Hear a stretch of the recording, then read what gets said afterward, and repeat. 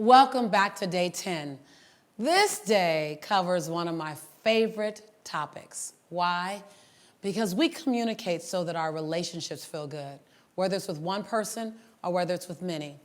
And so this topic today is turning confrontation into carefrontation. That the reality is we're in relationship, whether it's a familiar relationship, a sibling relationship, a friendship, colleague, romantic, we're in relationship with other human beings. And as long as human beings are imperfect beings, then relationships are going to have some level of dysfunction to them. It's when we strive to make it perfect that we move into a space of unrealism. It's just unrealistic. So how do we manage imperfection with each other? I always say that when two people come together, whether it's in a romantic relationship or a friendship or a business relationship, it's like two freight trains with all of these freight carts behind them collide together and all the carts fall off the track and all this mess come out. And then we spend the rest of our relationship saying, now, whose mess is that? Is that my mess or is that your mess? It's just all the stuff, all the history. History of betrayal, history of hurt, history of being taken for granted, all the history. The beautiful things that make us who we are. I call them the scars of growth, the scars of wisdom. And yet learning how to manage them together sometimes can be challenging. In a parental relationship, parent-child, you have this dynamic that changes over time and no one says out loud that it's changed. The parent takes care of the child, good, bad, or indifferent, however they could take care of them. And then all of a sudden, child becomes an adult and the relationship needs to change. And yet no one has instructions on how the relationship changes. My son is a young adult. So because I'm in this work, because I teach this work, because I'm a student of the work, I'm more aware that I need to redefine my relationship with my son. How do I now parent an adult young man? And so for so many reasons, we have confrontation in our relationships. We have confrontation in what we say. We have confrontation in what we do. And guess what? We have confrontation in what we're not saying. And so I thought I'd give you a couple of tools to transfer confrontation to carefrontation. And if you get nothing else out of this program, please take this and run with it. So you have to know that in your relationships, there's only one participant in this program normally. That's you. So the other person is not in this program. So you cannot expect them to meet you with, oh my God, that's amazing. Just do the techniques I'm about to show you and be consistent. Say consistent, consistent. Write down consistent, stay consistent. Don't make your commitment to do this type of work dependent on how someone else responds to you. People's response to you has nothing to do with who you choose to be, how you choose to show up. Make a bold declaration and don't look for permission. Don't ask for the okay. Don't ask for the buy-in. Make a bold declaration on who you are and who you're becoming, and then be consistent. Okay. I'm going to calm back down. I get a little excited when I get to that because so often we determine if we're going to transform, change, or grow based on people around us. How are they receiving it? No, you don't ever ask permission to do you. You do you. And the world has time to get comfortable with who you've chosen to be when you're consistent. Okay, really, I'm going to go into how you do it. Now you're like, Lisa, give it to me. Okay, I'll give it to you. So listen, speaking to the true need, like understanding what a true need is. And this is so deep, I can teach you like literally 4 or 5 days on this topic alone. However, I'm gonna deep dive into it today. We're still gonna wrap around and touch it from other areas before we finish, but it's a deep conversation. So feel free if you need to replay this. This is deep learning. And what it might do is uproot some settled, unsettled experiences you've had, meaning there's some confrontations you had that you don't even know how to clean up. And so you just kind of let them sit hoping they go away. That doesn't work, right? And so just this course, this technique right here, it's gonna uproot some of that. So if you need to replay this particular day, then replay this day until you can take a deep breath, breathe it in, and run with it, okay? There's a difference between a speed bump in a relationship and a stop sign and a wall. A speed bump is when you hit a space and you, like, we got to clean this up. And you have the ability to clean it up. It requires you to slow down, like a speed bump does. It requires you to slow down, take stock, and go, okay, we need to do some things differently. That's a speed bump. And when you don't address a speed bump, it becomes a stop sign. I can't tell you how many couples that are divorced are broken up. They're no longer together because they didn't know how to prevent a speed bump from becoming a stop sign. A speed bump came up in the relationship. Something doesn't feel right. We need to talk about it. But because they didn't know how to talk about it, the speed bump became a stop sign and the whole relationship stopped. I've talked to I've coached so many people who said, I should still be married to my husband. I should still be married to my wife. I should still be in that relationship, but I didn't know how to communicate when it got hard, right? I've been there before. And then you have the wall. You don't even want to see him anymore. Life is over. You've killed the relationship. It's gone. And the ripple effect, subsequent relationships that were around you or around them, they're gone as well because of communication. So let me explain some things. Confrontation stems from the source energy of I'm right, you're wrong. Let me say that again. Confrontation stems from the source energy of I'm right, you're wrong. This energy immediately is divisive. Immediately. As soon as you get into right, wrong, it's divisive. That's why there's certain topics no one wants to talk about. Religion, politics, to be example, because everyone steps into that conversation with the I'm right, you're wrong. And so it's immediately divisive. I don't think religion or politics are divisive. I think the way we communicate about them are divisive. Communication, again, is the core to every strong connection or every strong division is your communication, which is why we're doing this program. So this energy breaks down relationships immediately, and it dismantles trust. When someone repeatedly makes you wrong, you stop trusting them to hear you. You stop trusting them to respect you. You stop trusting them to treat you with honor and dignity because they're constantly saying you're wrong, even if they don't say you're wrong. But what they're saying is, I'm right. Confrontation lives in the space of I'm right, you're wrong, thus making it the most divisive action between any two people or any group of people, thus making trust get dismantled rapidly.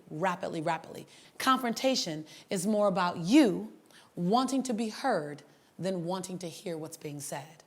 Now, how do you turn confrontation into carefrontation?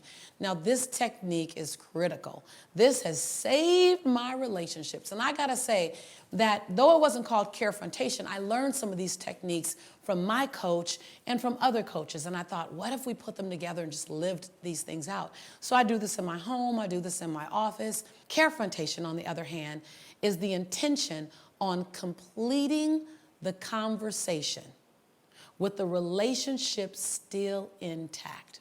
I want to start, you really have to get this. Carefrontation is the intention of completing the conversation with the relationship still intact.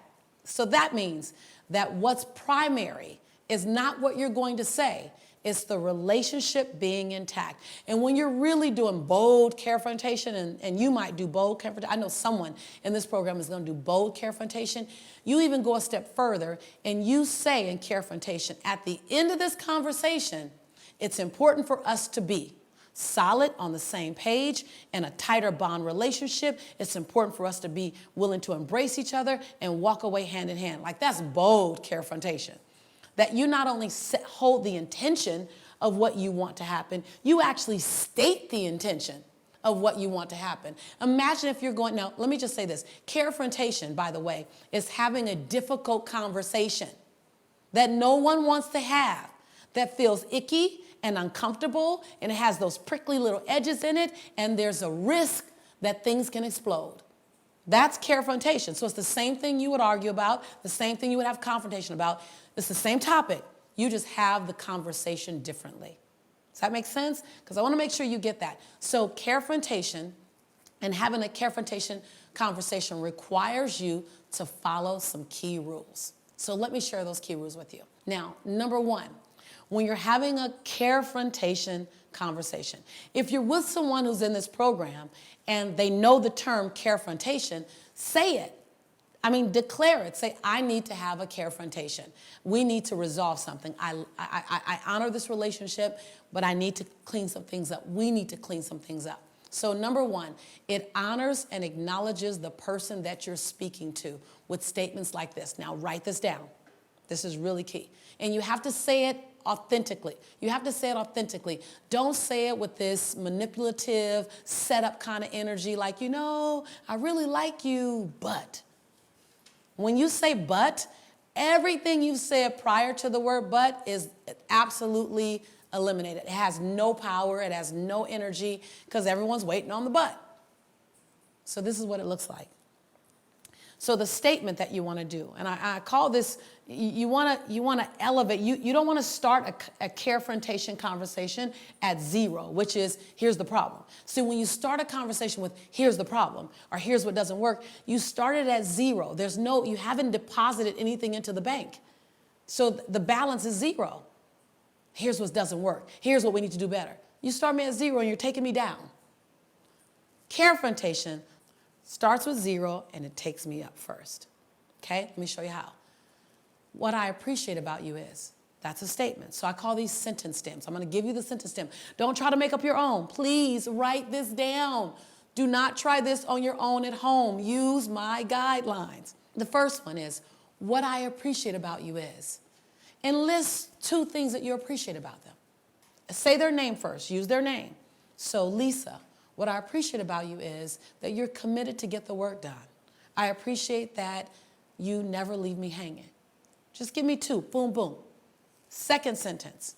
Now you can use both of these or you can use one or the other.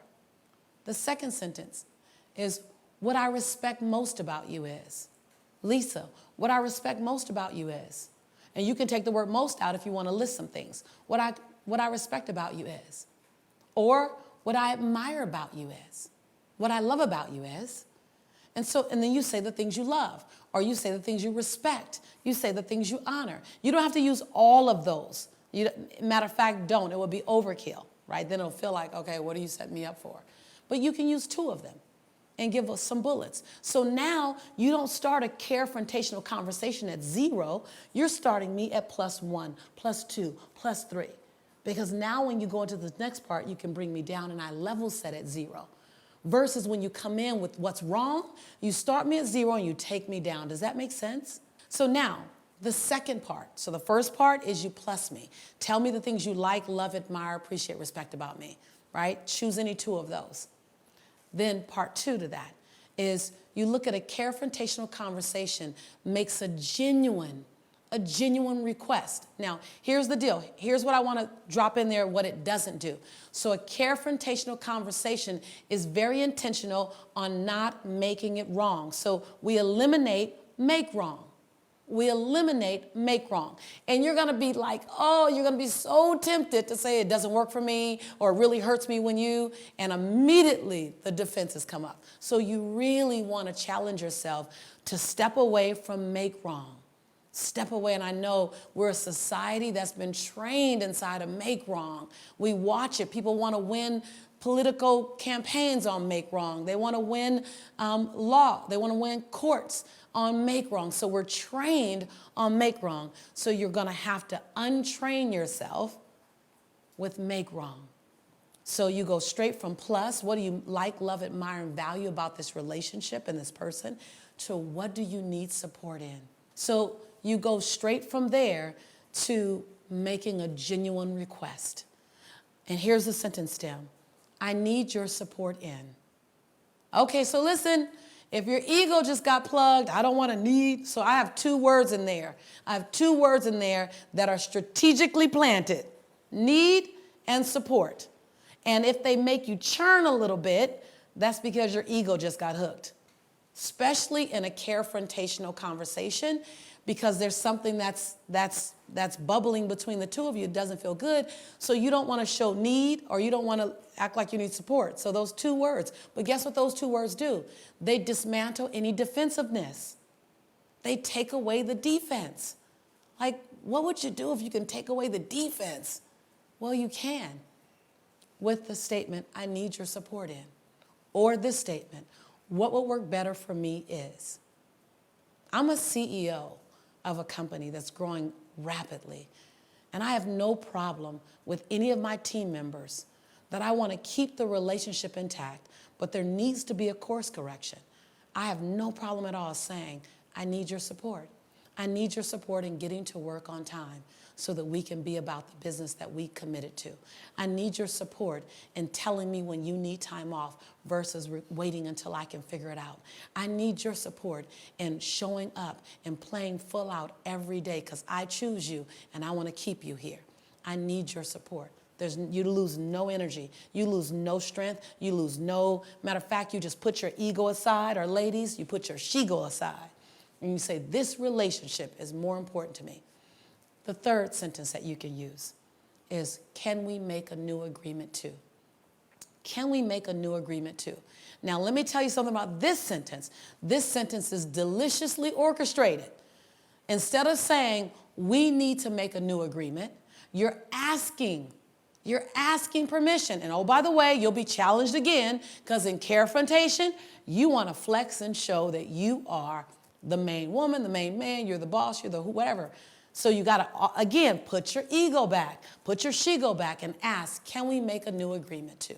Why? Because buy-in is the number one way for someone to honor your request. I'll say that again. Buy-in is the number one way for someone to honor your request. So even with all the things that I do in the world, I'm always asking, so can we make a new agreement for us to operate like this? And then I wait. I don't ask the question and keep going. I wait because people are more apt to support what they've decided to support. But when you dictate, I didn't necessarily agree with you. I just heard you. Oh, it's totally different. And then if there's a breakdown in the future, you don't address the breakdown. You don't address the it. You address the fact that they made a commitment to you. So this is how you say if there's a breakdown after that. So what I asked you for was if we can agree that you would do X, Y, Z. And you agreed to that. So tell me, what should I have done differently? And then people are confronted with their own humanity. They're confronted with the quality of their own promise versus that thing, that leaving the toilet seat up or coming in at a decent hour. Whatever the thing is over there, it's really not the focal point. It's the relationship that's in breakdown or build up. And so keep them inside the integrity of the relationship. All right? I know I gave you a lot there, but wait. There's more. If you thought the self-work from the previous days were pretty hot, look at this one. So today, I want you, yes, there's no way we're not ever gonna study something in this program and then not have the gift of doing our own curls, our own sit-ups. We're gonna do the work. That's the beauty of this program, is that every time you do it, because I'd say do it multiple times, every time you do it and you do the homework, the muscles get stronger. So select one person, this is your self-work, select one person that you're either in a romantic relationship with, family, or you're in a working relationship with, where there's been a communication breakdown. Right? So there was a hiccup, there was a situation, and with the use of this guideline that I just have given you, have a confrontational conversation with them. Yes, I actually want you to practice this stuff. Like, yeah, we're in a bubble right now. We're in our tribe right now.